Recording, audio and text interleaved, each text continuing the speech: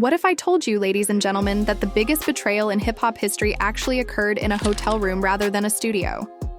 No one was supposed to know about Eyes because just when you thought the story of Remy Ma Papoose and Fat Joe couldn't get any more complicated, leaked video from a long-forgotten Miami hotel suddenly surfaced, and it doesn't look good. For Remy, we're talking about two recognizable people sneaking past the lobby at 2:17 a.m. on dimly lit hallway cameras, M and a check-in receipt signed by Joseph Cartagena, often known as Fat Joe, next to Reminisce Mackie suggests that the love of fair hip-hop is hidden beneath gold chains and Grammys. But here's the actual twist. The footage didn't originate from a hacker. Rather, it came from Papoose himself. Rumor has it that he discovered it while purging old emails from an iPad that Remy claimed was only for music. How long did this affair last? Was it before or during the wedding? Why hasn't anyone discussed this until now? Hold on tight, because what we're about to discover could just alter your perspective on the Terror Squad's history forever. Let's go back in time and see the real story. The parts that didn't make it into interviews and the parts they didn't. Want us to piece together, rather than the glitzy Grammy speeches or Instagram birthday tributes. As everyone knows, Remy Ma and Fat Joe have a history dating back to their Bronx street fights. The industry referred to them as brother and sister, but behind the scenes, a source close to the crew claims that the sibling bond was always just the PR version of the truth. Additionally, it should be remembered that Remy Ma wasn't just any rapper rising through the ranks. Rather, she was Big Pun's protege, handpicked and blessed. An old security guard who worked backstage claimed that Fat Joe, who tragically passed away in 2000, stepped in like a knight in oversized denim, offering studio access, protection, and allegedly something much more personal. Their first real spark was Summer Jam 2002, and from the way he was acting, I assumed they were married. When Lean Back hit the charts in 2004, the industry went crazy. But behind that anthem was tension. Not just creative tension, but also jealousy, secrecy, and late-night studio sessions. Furthermore, Remy was secretly dating someone else at the time, but it was undeniable that she was loyal to Joe. Remy and Joe had unquestionable chemistry off the mic, according to several TS Terror Squads insiders who said that it never ended with just music. One anonymous engineer claimed that on some nights, they would enter the booth and emerge holding hands as if we could see it, but they would always shut it down if someone brought it up, leaving no one able to speak. Find out why, as Fat Joe was the boss and Remy was loyal, ride or die, until things changed. Fast forward to 2007, when Remy Ma was arrested and given an 8-year prison sentence. Everyone expected Papoose to support her, and he did, but the media didn't notice until Fat Joe was visiting Remy outside the courtroom. Gently, there are no pictures or statements, only visits based on Rikers Island visitor logs that were leaked. Yes, we were able to obtain the 5 times Joseph Cartagena signed in between 2008 and 2009, all using coded aliases, and the dates correspond with significant events in Remy's life, particularly the one just before she was moved to Bedford Hills. Bachi. Exactly was Joe doing at correctional? According to a former prison employee, he was composed but intense, as if he had something to say. Every visit appeared emotional. Meanwhile, Papoose was publicly writing letters and giving interviews, promoting her name as a badge of honor. However, if the jail logs are authentic, they appear to be genuine. In a post-release interview, Remy herself made a mistake when asked who she missed most in prison. Some people surprised me with how much they cared. Fat Joe was the one who conducted those quiet off-the-road visits, so the question now becomes, was there something going on in that prison that even Papoose was unaware of? That's all. No names, just that look, and the host dared not question her further. Years later, while cleaning the house in the spring, Papoose finds an old iPad, the same one Remy used to write lyrics and journal her thoughts when she was first on parole. However, it appears that one file, named 7th Floor, was never erased. According to an unnamed tech expert who examined the metadata, the footage was taken from a hotel hallway camera and shows Fat Joe entering first, followed shortly after by Remy Ma. There is no entourage, makeup crew, or stylist present. It was taken on April 3, 2011 at the Fontainebleau Hotel in Miami Beach. The source close to Papoose claims that he was visibly shaken after viewing the file, but he didn't confront Remy directly just yet. Instead, he reached out to someone he believed could provide him with genuine answers. We'll reveal their name in the next section because, believe me, this rabbit hole is just getting started, and what we're going to unearth next could potentially ruin everything you believed you knew about Remy Ma and Fat Joe. According to reports, when Papoose saw that Miami clip from the 7th floor, the man who had restrained Remy Ma during her trial, jail sentence, and public humiliation reportedly left the room and stared at video of her entering a hotel suite behind Fat Joe, which is more than just heartbreak and betrayal wrapped in silence. But did he blow up? No, that's not Papoose's style. Instead, he throws bars first, asks questions, listens, and then moves purposefully, which is exactly what he did. According to sources, he didn't even bring up the video with Remy at first. He began discreetly phoning people who had previously been in the area, such as tour managers, studio engineers, personal assistants, and then he reached out to her, the one person who supported both Fat Joe and Remy Ma during those pivotal years of the Terror Squad, and who has no problem agitating the pod. Remy's former stylist is said to have left the camp in "She sang like a bird" in 2012 under mysterious circumstances. But what she said, we won't reveal it for safety, was that Joe was obsessed. According to someone who overheard the conversation, it wasn't just music. I could see how protective he became of her, and he used to cancel sessions if she wasn't present. She gave him a sense of relevance again. The twist came when Papoose confronted Fat Joe in private. Yes, that did happen. And Joe didn't deny knowing about the hotel. She even stated that there were rumors of a situation in Puerto Rico where the crew had flown out for a show in 2006. Allegedly, Remy and Joe were spotted on a private yacht long after the rest of the team had returned to the hotel. Didn't even flinch. According to sources, he just answered, "It ain't what you think, Pap, but you don't want to go down that road." Excuse me, but it sounds like he was saying, "Yeah, I buried the body, but trust me, he had it coming." What does that even mean? And what does Papoose do next? Goes into full detective mode and searches through old emails, direct messages, and burner accounts. What he finds is a chilling 2011 email addressed to a private Gmail account using Remy's nickname at the time, which says, "Miami was different, we can't keep playing like this didn't happen. You know I'd do anything for you, Jay. Not signed Joe, not signed Jay instead of Fat Joe." But guess what?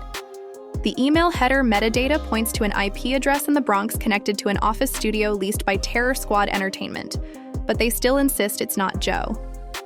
Meanwhile, the streets begin to talk, not blogs, because you know when Bronx whispers begin. When rumors about the footage surfaced on Twitter due to a since-deleted tweet from someone, fans didn't remain silent. One underground podcast even released a blind item detailing a platinum-selling NYC rapper whose enduring loyalty was put to the test by a queen with too many kings. Gee, who could that be? Reddit fan forums were inundated with screenshots of people claiming to be in the circle, with hashtags like #TonJoandremy and PapeServes better starting to trend. Insiders claim that Papoose moved into the guest house for a while, just to think, while Remy remained silent in public and continued to post selfies from his studio. You can tell it's serious when you see inspirational lines like, "Real love stands. The test of time, iso-realist and Fat Joe, not a peep, not even a cryptic IG live." Joe never stops talking. But what transpired next transformed this whole story from messy to historic, when a fan discovered an old Terror Squad DVD. During a behind-the-scenes segment in a 2005 interview, Joe sits with Remy and leans in at one point, saying, "I'll ride for her till the wheels fall off, that's my heart." At the time, people believed it to be just brotherly love. But now that everything is so clear, Papoose is a man of dignity who prefers to remain silent. But this time, silence is hurting him more than words ever could. According to a source close to the situation, Papoose contacted an old journalist friend who had previously covered Ray's court case. He didn't ask for a headline. "If I send you something, you think the world's ready for it?" he asked the press for clarification. That could be the entire video, not just the hotel hallway clip, but what transpired after that, as the first file discovered on that iPad was only part 1. The next file is called Room 714 Fold. Prepare yourself because this is the file that shouldn't exist, and its name raises every red flag you can think of. Imagine Room 714 filled with the same file that allegedly turned Papoose's heart into stone.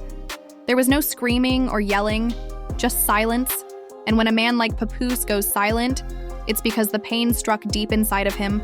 According to the footage, begins 4 minutes after Remy and Fat Joe enter the hotel suite. There is no music or party noises, only a faint light from the hallway camera, an unopened room service tray, and voices that are low but clear at first. Just mumbles that sound like tension between two people trying not to make a mistake, before the audio begins. The source is very close to the situation. Sharpening Joe's voice first, you realize what this is, and Remy responds. It wasn't meant to go this far, but those 10 words transformed everything, because if there was ever any doubt or gray area, that line made it black and white. It wasn't a coincidence. It wasn't just business. It was something genuine and long hidden. When Papoose allegedly hit pause on the iPad, he got up, left the room, and didn't return for hours. When he did, he didn't say anything, but the world had already started to move because someone, who knows who, had already leaked the information that Papoose had seen the video. 5 simple words were all it took to Joe's team reportedly went into full lockdown mode, issuing takedowns, and the hip-hop media began buzzing about it within a day. Radio hosts hinted at it without naming names, and bloggers danced around the edges saying things like, a power couple might be in trouble and a legendary Bronx figure might be at the center. In the meantime, Ray's social media changed overnight. The Black Love post stopped studio updates disappeared, and she deleted her recent story post and replaced it with the words, sorry, no explanation, and no hashtags. Papoose was the final word. Calling platforms were removing clips before they reached 1,000 views. Someone somewhere was quickly repairing the damage. Fans started unearthing old interviews as the dust settled, and one clip from 2005 showed Joe sitting next to Remy, staring at her and saying, I'll ride for you. The post on his account is still unaltered, with the caption, loyalty is only real when it's tested, no tags, no location, and no sign of Remy anywhere on the page. It was sweet at the time, but now that everything has been leaked, that line feels loaded. It didn't end there, though, because a podcast episode from almost 10 years ago reappeared in which a drunk, obese Joe joked, if Remy ever left Papoose, she'd come home where she belongs. Everyone in the audience laughed and referred to it as banter, but now that the joke felt more like a confession, no one paid any attention. Then, according to an unnamed producer, the full footage wasn't just on the iPad. Papoose had a copy backed up, and someone else, who remained anonymous, sent that copy to the real story isn't a blog post anymore. It's evolving into streaming. Content that endures forever. And industry insiders are already freaking out over a private Dropbox linked to a well-known documentary house. Yes, a documentary that is reportedly in the works. It's a 4-part working title called Remy and Joe, had reportedly canceled a deal with Remy for a hair care line after another public relations firm disassociated itself from Fat Joe's planned concert tour. Teams are sifting through the internet, consulting attorneys, and issuing blanket non-disclosure agreements to anyone even slightly involved. But this wasn't just about business. It was also about legacy. Remy Ma was supposed to be the warrior who defeated the system, the comeback queen, and she stood tall next to her king. Fat Joe was the unwavering Bronx general who helped build and rebuild careers, and Papoose was more than just a rapper. He was an icon of loyalty. He married Remy while she was incarcerated. Their story was a fairy tale in a genre full of heartbreak, but now it's just another cautionary tale. According to reports, Papoose has moved into a new apartment in Midtown and has been spotted at open mic nights with just a notebook and no ring. Remy hasn't made a statement, and Joe hasn't either. The question now isn't just whether it happened, but also how long has everyone known, because if the footage was on an old iPad, if there were emails from more than 10 years ago, or if insiders had been speculating about the Puerto Rico yacht, insiders claim he's planning a live session soon, and if that happens, the numbers will blow up. More than anything else, this is shattering fans' hearts because it wasn't a one-time error, but rather a long-standing secret with a long list of people who helped keep it quiet since 2006. It wasn't just a betrayal of one man, it was a betrayal of every fan who supported what they stood for and every woman who said, I want to love. The hush that follows when a hotel footage file called Room 714 Services is never inadvertent. It's always planned. This is why there are still artists who looked up to Fat Joe as the standard for loyalty and mentorship, as well as those who believed that perhaps they were real. The question that haunts everything we've just discovered is whether it was ever real, whether Black Love was a front, whether Fat Joe was always more than a mentor, and whether Remy Ma has been leading a double life all along. They are protected, and it's dangerous what happens now, but the world has seen enough to know that this isn't even close to the end of the story. Shielded by silence, loyalty, and the myth of family, because when the video leaks, the files are backed up, and the DMs linked to the IPs of the Terror Squad.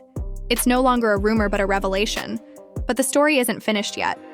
Not even close to Fat Joe has spoken. Ray's apology post disappeared, and Papoose is sitting quietly and loudly on the internet. Can hear it.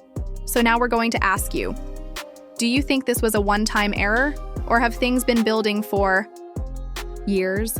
Was Papoose really caught off guard, or did he know all along and decide to protect Ray's reputation? If this does indeed happen, what else is concealed in the footage they haven't yet shown? Share your theories in the comments section by clicking subscribe and enable notifications because, believe me, we have only just begun to explore this rabbit hole. It could leak in a few days, so be prepared.